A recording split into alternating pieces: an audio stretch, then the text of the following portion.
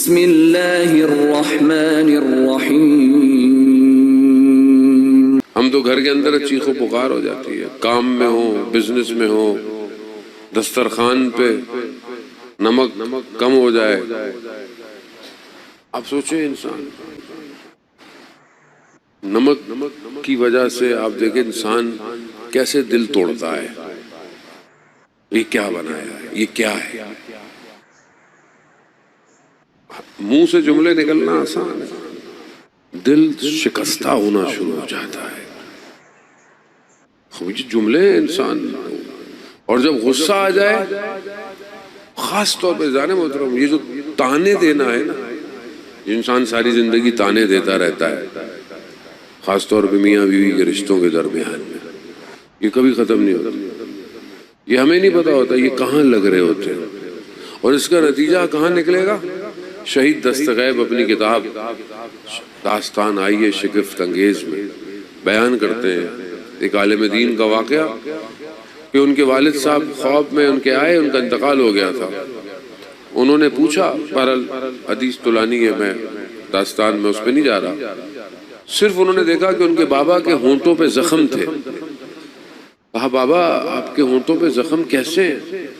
کہا میں آپ کی والدہ کو کچھ الفاظوں سے پکارتا تھا جو کہ ان کو اچھے نہیں لگتے تھے، لیکن کیونکہ میں بڑا تھا وہ کچھ نہیں کہتی تھی، یہ اس کی وجہ سے برزخ میں میرے ہونٹوں پہ نشان ہے اور قیامت تک ایسے ہی رہیں گے۔ بابا میں کچھ کر سکتا ہوں؟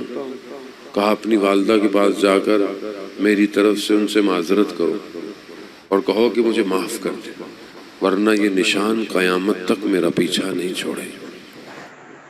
اور ہم گھر میں کیسے ہوتے ہیں؟ باہر تو سب اچھے، شیخ صاحب، علامہ صاحب، گھر میں جائیں آپ، اللہ،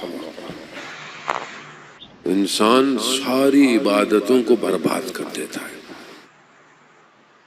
صرف نمک زیادہ کم ہو جائے ایسا نہیں۔ ہم خدا کو باہر ڈھونڈ رہے ہیں، چلے کاٹ لیں، خانقاہوں میں چلے جائیں، پہاڑوں میں چلے جائیں، خدا گھر میں ہے بھائی آپ کے، خدا گھر میں ہے۔ گھر بہتر کر لو خدا تک پہنچ جاؤ گے، گھر کو راضی کر لو خدا تک پہنچ جاؤ۔ امام خمینی کا مشہور واقعہ کہ زوجہ نے سوپ لا کے دیا، انہوں نے چکھا، نمک کم تھا، انہوں نے کہا کہ اگر برا نہ مانے تو میرے لیے پانی لے آئیں۔ انہیں امام خمینی پانی بھی نہیں مانگتے تھے، خود کرتے تھے سارا، تو وہ پانی لینے گئی، اتنا وقت تھا کہ نمک ایک پیالے میں ڈلتا، یا زوجہ کے یا اپنے۔ انہوں نے اپنی زوجہ کے پیالے میں سوپ کے نمک ڈالا تاکہ ان کو نہ پتا چلے کہ کھانے میں نمک کم ہے۔ لیڈر ایسے نہیں بنتا، صلی اللہ علیہ، خب لیڈر ایسے نہیں بنتا، زمین میں اپنے آپ کو دسنا پڑتا ہے۔ خدا اوپر لے کے جانا چاہتا ہے، انسان ہے جو اپنے آپ کو دنیا میں چپک کے بیٹھا ہوا ہے۔ موت کے بعد کے تجربات، کتابیں بھی اب تو آ گئی ہیں، ٹی وی کے پروگرام بھی ہیں، اور صرف مسلمان نہیں ہیں، بہت لوگ ہیں جن کو موت کے بعد کے تجربات ہوتے ہیں، لائف آفٹر ڈیتھ ایکسپیرینس بہت لوگوں کو ہوتا ہے۔ حادثہ ہو گیا، آپریشن ہو رہا تھا، کوما میں چلے گئے، ایک شخص اس نے بتایا اپنا کہ میرا بھی ایسے ہی کچھ ہوا اور بیمار تھا یا کیا تھا، عالم برزخ میں چلا گیا۔ عالم برزخ میں آپ کو بتاؤں، عالم برزخ الگ نہیں ہے، کہیں اور نہیں ہے،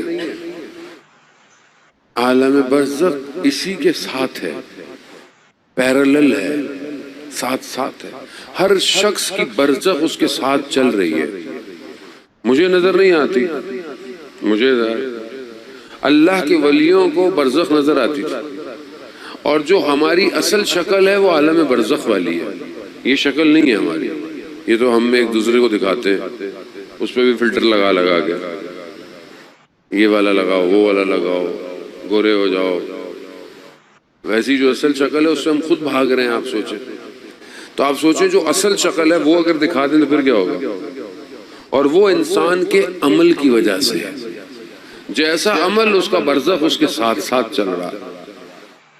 وہ کہتا ہے کہ میں مر گیا اور میں نے اپنے آپ کو عالم برزخ میں دیکھا، دور ایک میز لگی ہوئی ہے، کچھ لوگ بیٹھے ہوئے ہیں، میں سمجھ گیا حساب کتاب شروع ہو گیا۔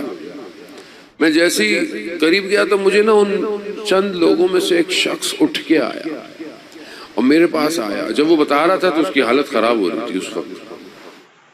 اس نے کہا کہ وہ میرے قریب آیا، کہہ رہا اس کی شکل اتنی بھیانک تھی کہ دنیا کے بھیڑیے خوبصورت ہیں، وہ اتنا خوفناک اس کا چہرہ تھا۔ اور اس نے میری نگاہوں میں نگاہیں ڈالی اور اس نے صرف مجھے ایک ہی بات کہی، بس اس نے میری زوجہ کا نام لیا اور کہا تم اسے برے لفظوں سے کیوں پکارتے ہو؟ بس برزخ خطرناک۔ کوئی انسان باہر سے آیا ہوا ہے، تھکا ہوا ہے، مشکلات، غصے، پریشانیاں ہیں، روایات کہتی ہیں جب گھر میں داخل ہو تو اپنے پریشانیوں کو دروازے کے باہر رکھ کے آیا کرو، گھر میں مسکراتے ہوئے آؤ، خالی ہاتھ مت جاؤ، بہرحال کچھ بھی لے کے جاؤ۔ اور وہاں زوجہ کو بھی حکم ہے کہ سارے دن کی پریشانیاں اپنی جگہ، لیکن جب گھر میں شوہر آئے تو چہرے پر مسکراہٹ ہونی چاہیے، ایسی حالت نہ ہو کہ بیچارہ بولے غلط گھر آ گیا ہوں۔